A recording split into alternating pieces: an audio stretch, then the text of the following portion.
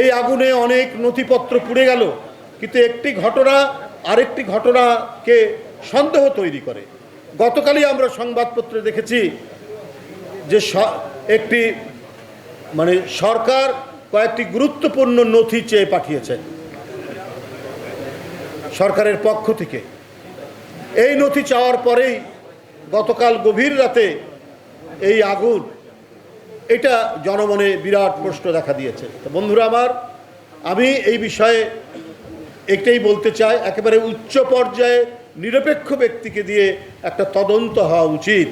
কারণ গতকাল শেখ হাসিনার এবং তার দোসরদের কিছু নথি চাওয়ার পর সচিবালয়ের অনেক নথি পড়ে যাওয়া এবং ভয়াবহ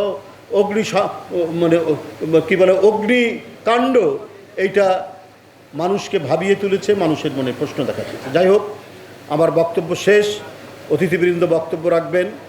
আমি শুধু এইটুকুই আপনাদের সামনে বলতে চাই যে হয়তো সামনে আরও দুর্যোগ দুর্বিপাক জাতীয়তাবাদী শক্তিকে অতিক্রম করতে হবে, কিন্তু আমাদের সামনে যে প্রেরণা, আমরা কি, আমাদের অবদান তো কিছু নাই। এদেশের লক্ষ কোটি মানুষের যিনি আশা আকাঙ্ক্ষার প্রতীক, জনগণের গণতান্ত্রিক আকাঙ্ক্ষার যিনি প্রতীক, সেই দেশনেত্রী বেগম খালেদা জিয়া কদিন আগেই, তাকে কারাগারে নিয়ে যাওয়ার কদিন আগেই তার চোখ অপারেশন করা হয়েছিল। তাকে রাখা হয়েছে একটি ভাঙা ধ্বংসস্তূপের কারাগারের মধ্যে, চারিদিকে ধুলা উড়ে, যেখানে চোখের অপারেশন আছে। তার উপর যে নিপীড়ন নির্যাতন, তার উপর যে ভয়াবহ, তাকে বিনা চিকিৎসায় মৃত্যুর দিকে ঠেলে দেওয়ার যে প্রচেষ্টা নেওয়া হয়েছে, সেটা তো আমরা চোখে দেখেছি। তার তুলনায় আমাদের নিপীড়ন নির্যাতন তো কিছুই না। আমাদের প্রিয় নেতা, বিএনপির ভারপ্রাপ্ত চেয়ারম্যান আজ 17 বছর দেশে আসতে পারেন না, এরপরেও তার বিরুদ্ধে মামলা, এরপরেও তার বিরুদ্ধে সাজা। এটা কি একটি ভয়ঙ্কর নিপীড়ন নয়? স্বয়ং দলের যারা প্রতীক, তারা যে নিপীড়ন সহ্য করেছে, যে নির্যাতন সহ্য করেছেন, এটা গোটা দেশ, জনগণ এবং জাতীয়তাবাদী শক্তির কাছে আমাদেরকে এটি আরও আমাদেরকে সংগ্রাম এবং যে কোনো প্রতিবাদে আমাদেরকে আরও বেশি বেগবান করে, আমাদেরকে আরও বেশি শক্তিশালী করে।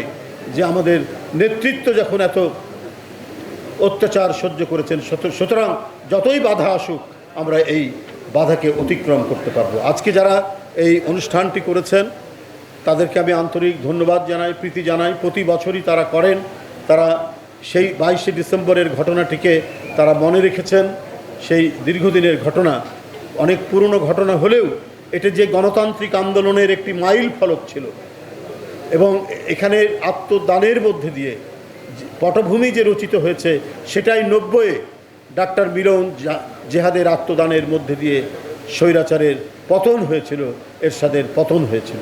বন্ধুরা আমার, এইভাবে প্রতিটি পতন আমাদেরকে আগামী দিনে আমাদের সমাজকে, আমাদের রাষ্ট্রকে আরও বেশি গণতান্ত্রিকভাবে শক্তিশালী করবে, এই বিশ্বাস। এই জন্য যে দেশের মানুষ অত্যন্ত গণতন্ত্রপ্রিয় মানুষ, এদেরকে দাবিয়ে রাখা যায় না, কখনো দাবিয়ে রাখা যাবে না।